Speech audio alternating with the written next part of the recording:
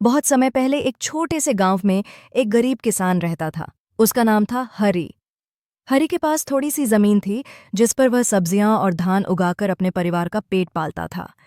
मेहनत बहुत करता, लेकिन घर की हालत हमेशा गांव में ही एक साहूकार रहता था, लालचंद। नाम की तरह उसका स्वभाव भी लालच से भरा था। वह गांव वालों को पैसे उधार देता, लेकिन बदले में दोगुना तिगुना ब्याज क्यूआर वसूल करता। एक बार बरसात ठीक से नहीं हुई, हरी की पूरी फसल बर्बाद हो गई। घर में खाने तक को अनाज नहीं बचा। मजबूरी में हरी साहूकार के पास लालचंद जी, मुझे थोड़ा पैसा उधार चाहिए। अगले साल की फसल होने पर लौटा दूंगा। पैसा दूंगा, लेकिन एक शर्त पर। अगर तुम समय पर कर्ज नहीं चुका पाए तो तुम्हारी जमीन मेरी हो जाएगी।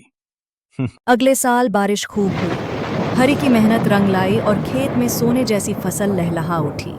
अब उसके पास इतना अनाज था कि वह साहूकार का पूरा कर्ज चुका सकता था। लेकिन तभी उसके मन में एक ख्याल आया।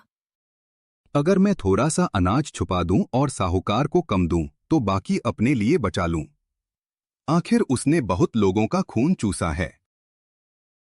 हरी का मन डगमगाने लगा, पर फिर उसे अपनी बीमार मां की बात याद आई।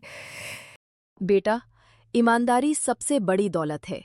पैसा तो आता जाता रहता है, पर विश्वास और इज्जत खो गई तो कभी वापस नहीं आती। हरी ने ठान लिया, चाहे कुछ भी हो, वह ईमानदारी से पूरा हिसाब चुकाएगा। जब हरी सारा अनाज लेकर साहूकार के पास पहुंचा तो लालचंद हैरान रह गया। उसने धोखा देने की ठानी। बोला, अरे, इतना अनाज! मैंने सोचा था तू चुकता नहीं कर पाएगा और तेरी जमीन मेरी हो जाएगी।